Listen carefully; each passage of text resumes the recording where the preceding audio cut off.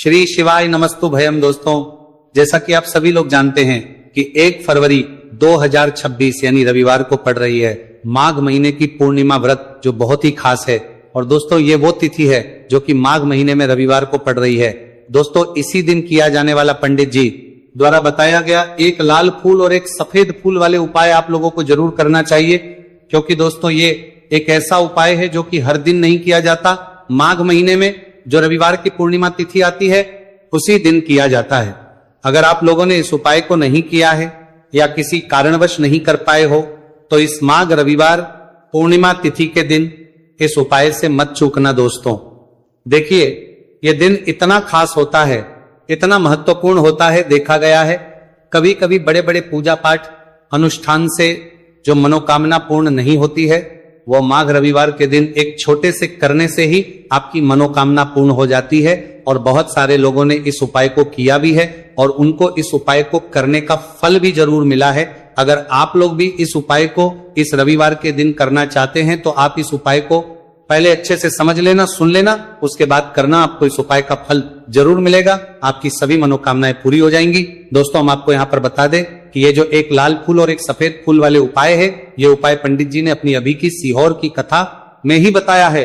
उपाय को करने से आपके घर में चाहे किसी भी प्रकार की दोहक और समस्या क्यों ना चल रही हो, आपको उसका कारण भी नहीं पता है कि भाई ये समस्या किस कारण से चल रही है, उसका कुछ भी कारण हो सकता है। जैसे पितृदोष हो सकता है, काल सर्प दोष हो सकता है, या किसी भी तरह का मंगल दोष भी हो सकता है, और भी बहुत तरह के दोष होते हैं, कुछ भी हो सकता है। पर आपको इस उपाय को करने के लिए अपने दोष को पता लगाने की भी जरूरत है। आपके घर में किस कारण से इतनी दुख और परेशानी आ रही है वो भी आपको पता लगाने की जरूरत नहीं है। बस रविवार को पूर्णिमा तिथि के दिन इस उपाय को कर लेना है, क्योंकि इसी एकमात्र उपाय को करने से आपके पूरे घर परिवार में सुख और शांति हो जाएगी।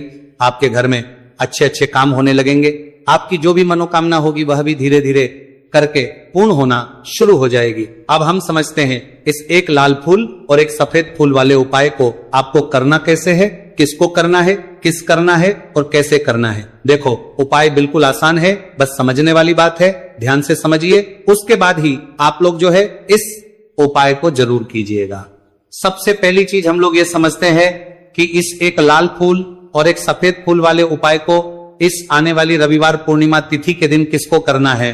तो देखिए, इस उपाय को घर के सभी सदस्यों को करने की बिल्कुल भी जरूरत नहीं है। घर में से कोई एक मुख्य बड़ा सदस्य इस उपाय को करेगा तो उस घर परिवार के सभी सदस्यों को इस उपाय को करने का फल मिल जाएगा। पर वो बड़ा सदस्य कौन होगा, कौन व्यक्ति इस उपाय को करेगा, तो यहां पर देखिए हम आपको बता दें, घर की जो बड़ी माताएं बहनें होंगी, घर की बड़ी माताओं बहनों में से कोई भी एक माता बहन इस वाले उपाय को कर सकती है। अपने पूरे घर परिवार के लिए घर में सभी सदस्यों को इस उपाय को करने की जरूरत नहीं है। मात्र घर की जो माताएं बहनें हैं उनमें से कोई भी एक माता बहन इस वाले उपाय को करेगी तो उसके घर परिवार के पूरे सदस्यों को इस उपाय का फल मिलेगा।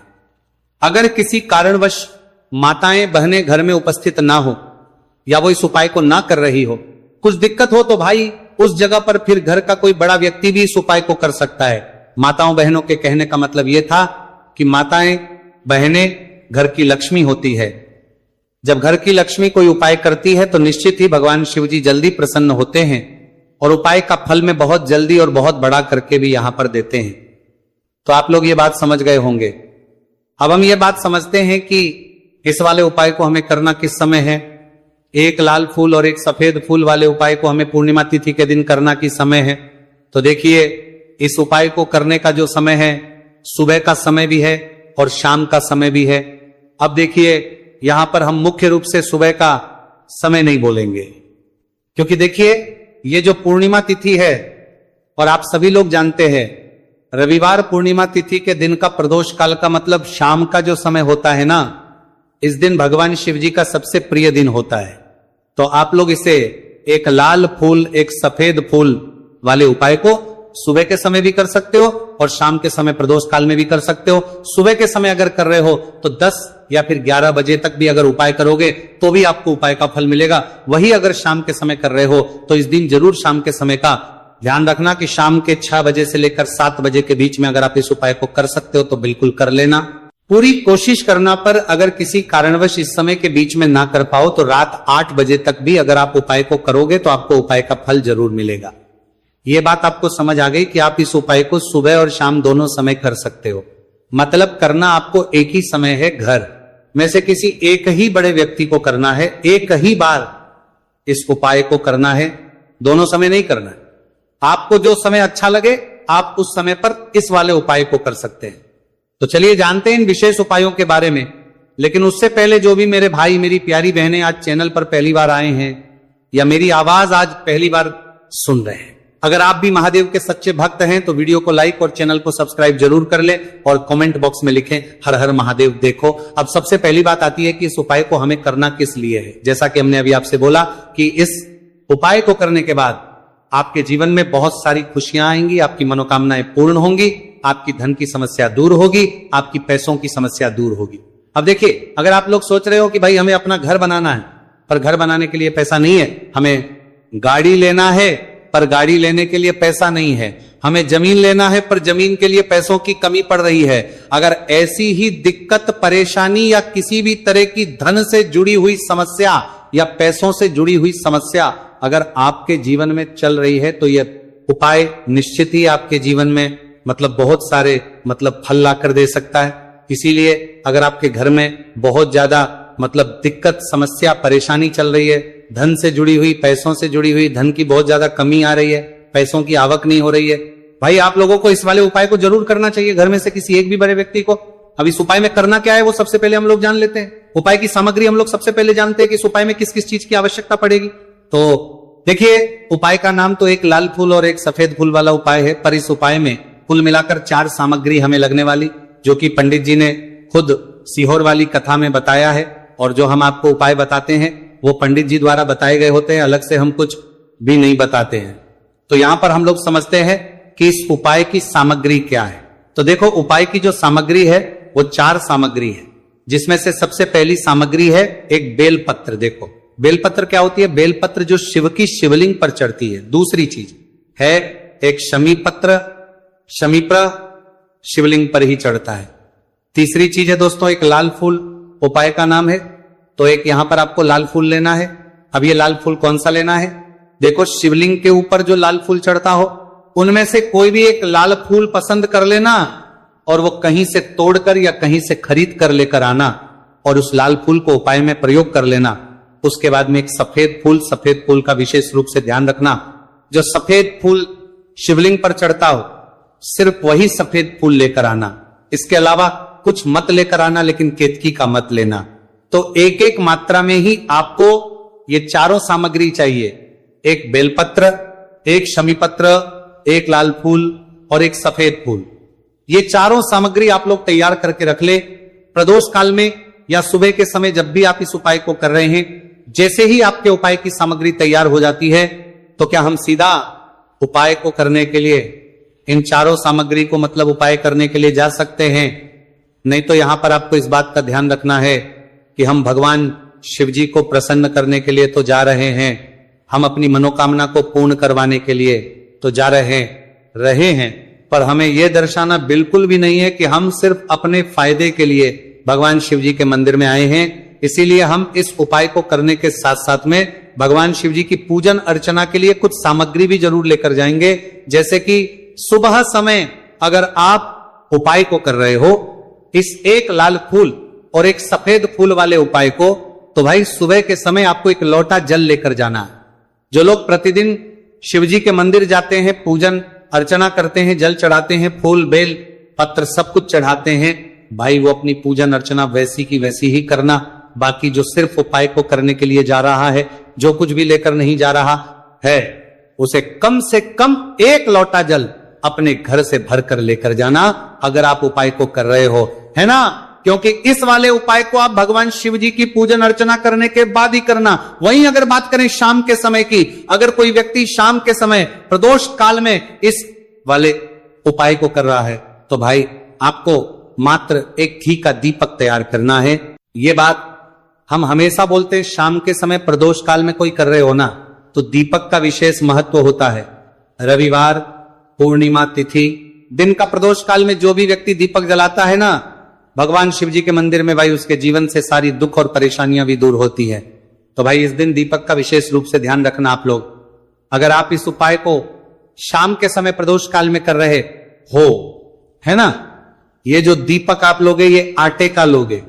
जो आटा आप गूंद दोगे उसके अंदर कुछ भी मत डालना, मात्र सादा आटा लगाकर उसे तैयार कर लेना और एक मीडियम साइज का दीपक तैयार कर लेना।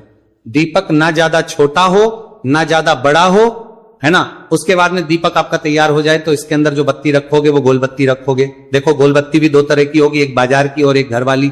तो कोशिश करना अपने घर में जो रुई रखी हुई है उस रुई से आप लोग एक गोल बत्ती अपने ही हाथों से बनाओ। उपाय का फल अच्छा मिलता है, भगवान शिव जी जल्दी प्रसन्न होते हैं। जब हम किसी भी उपाय को अपने हाथों से परिश्रम करके तैयार करते हैं तो आपको उस दीपक के अंदर एक गोल बत्ती रख देनी है। इसके अंदर जो चीज आप लोग डालोगे वो डालोगे शुद्ध देसी गाय का घी। इस बात का विशेष रूप से ध्यान रखना, शुद्ध देसी गाय का घी ही डालना है, तेल वगैरह नहीं। आज के दिन तो मत डालना। रविवार पूर्णिमा तिथि के दिन, क्योंकि भगवान शिव जी का सबसे प्रिय दिन और प्रिय समय पर हम लोग इस वाले उपाय को कर रहे हैं, तो थोड़ा सा शुद्ध गाय का घी इतना डालना कि वो दीपक कुछ समय तक चल सके। ना बाजार वाला मिलावटी घी डालना, ना भैंस का घी डालना, शुद्ध देसी गाय का घी। आपको ढूंढने में थोड़ी मतलब मेहनत लगेगी और महंगा भी मिलेगा, पर गाय के घी से भगवान शिव जी प्रसन्न होते हैं और उसी शुद्ध देसी गाय के घी से घर में बरकत भी बनी रहती है और हमारे घर में सुख शांति भी बनी रहती है। इसलिए इस शुद्ध देसी गाय का घी अपने घर में हमेशा रखा करो। वो भगवान शिव जी के कार्यों में भी उपयोग में आता है और उपायों में भी हम लोग प्रयोग कर सकते हैं। तो यहां पर आपकी सारी तैयारियां हो चुकी है। उपाय को करते समय शुद्धता का विशेष रूप से ध्यान रखिएगा। सुबह कर रहे हो तो भाई सुबह तो आपको स्नान करना ही करना है, बाकी शाम को कर रहे हो तो शाम को मात्र हाथ मुंह धोकर भी आप लोग इस वाले उपाय को कर सकते हो। कोई दिक्कत वाली बात नहीं है भाई। उपाय की पूरी सामग्री तैयार कर और पूजन सामग्री लेकर आपको भगवान शिव जी के मंदिर पहुंचना है, जो आपके घर के पास में हो, जहां पर शिवलिंग विराजित हो, शिवालय हो, वहां पर आप लोगों को पहुंचना है। और जैसे ही आप भगवान शिव जी के मंदिर में पहुंचते हो वहां जाकर ही उपाय शुरू नहीं करना है। पहले आपको भगवान शिव जी की पूजन अर्चना करना है। पूजन अर्चना कैसे करोगे? सुबह के समय गए हो तो एक लोटा जल वगैरह जो भी पूजन सामग्री लेकर गए हो, उससे पहले पूजन सामग्री आप लोग मतलब पूजन भगवान शिव जी की कर लो। जो व्यक्ति सिर्फ एक लोटा जल लेकर गए हैं वो शिव जी के शिवलिंग पर मात्र एक लोटा जल एक धारा से धीरे धीरे करके चढ़ा लो। अपनी पूजन अर्चना आप लोग जो हैं पूरी कर लो पहले। उसी के बाद अगर आप शाम के समय कर रहे हो तो पहले जाकर बैठना है। भगवान शिव जी के शिवलिंग के पास में आप जो दीपक तैयार करके लेकर आए हो उस दीपक को पहले जलाना है। ये जो दीपक आप लोग जलाओगे ना, ये किसी और की माचिस से मत जला, अपनी ही माचिस अपने ही घर से लेकर आना और इस दीपक को अपने ही माचिस से जलाना। अगर आपने मंदिर की माचिस या किसी और की माचिस ले ली, इस उपाय को करने में इस उपाय का फल उस व्यक्ति को भी बहुत मिल जाएगा। इस बात का ध्यान रखना, अपने घर से अपनी ही माचिस लेकर जाना और इस दीपक को जलाना। दीपक को जलाने के बाद भगवान शिव जी की शिवलिंग के पास में रख देना। शिवलिंग के इतना पास में मत रखना कि शिव जी को आंच लगे, थोड़ी सी दूरी बनाकर ही जो है इस दीपक को शिवलिंग के पास में आप लोग रख दीजिएगा। अब जैसे ही आपकी पूजन अर्चना हो जाती है भगवान शिव जी के शिवलिंग के सामने या आसपास कहीं पर भी बैठ जाइए उपाय को करने के लिए। और उपाय को करने से पहले आप लोग अपनी वो चारों पूजन सामग्री निकाल लीजिए। उपाय की जो सामग्री है वो निकाल लीजिए और भगवान शिव जी के शिवलिंग के ऊपर एक माता अशोक सुंदरी जी का स्थान देख लीजिए। माता सुंदर जी का जो स्थान होता है वो जलाधारी के ऊपर होता है, जलाधारी के बिल्कुल बीचों बीच में होता है। आप लोगों ने देखा भी होगा शिवलिंग की जलाधारी होती है, जलाधारी के बिल्कुल बीचों बीच का जो स्थान होगा वो माता अशोक सुंदर जी का स्थान होगा, क्योंकि यहीं पर हमें ये जो है उपाय को करना है। सबसे पहली चीज, अब हम उपाय को करना शुरू करते हैं। आप सबसे पहले अपनी एक बेलपत्र उठा लो। एक बेलपत्र को आपको माता अशोक सुंदरी जी वाले स्थान पर सबसे पहले समर्पित करना है। बेलपत्र की डंडी का मुख होगा जलाधारी की तरफ जहां से जल बहता है और नीचे गिरता है, और बीच वाली बड़ी पत्ती का मुख मतलब शिवलिंग की तरफ होगा। इस तरीके से आपको इस बेलपत्र को माता अशोक सुंदरी जी वाले स्थान पर समर्पित कर देना है। उसके बाद में अपनी एक शमी पत्र उठा लो जो आप उपाय के लिए लेकर आए हुए हो। शमी पत्र को उठाकर शमी पत्र की भी जो डंडी का भाग होगा वो जल की तरफ करके, जहां से जल बहता है नीचे गिरता है उस तरफ करके, और पत्ती वाला भाग शिवलिंग की तरफ करके इस शमी पत्र को भी उस बेल पत्र के ऊपर आपको समर्पित कर देना है। समर्पित करने के बाद अब आप ले लो अपना एक लाल फूल जो आप उपाय को करने के लिए लेकर आए हुए हो। इस लाल फूल का जो खिला हुआ भाग होगा, चाहे वो गुलाब का फूल हो, चाहे कोई सा फूल जो शिवलिंग पर चढ़ता हो, भाई उस फूल का जो खिला हुआ भाग होगा वो शिवलिंग की तरफ होगा।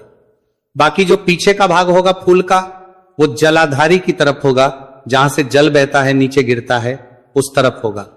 और आखिरी में आपका जो एक सफेद फूल बचा हुआ है, इस सफेद फूल को भी आपको लेना है और सफेद फूल का जो खिला हुआ भाग होगा वो शिवलिंग की तरफ होगा, जहां पर शिवलिंग रखा हुआ है उस तरफ होगा। और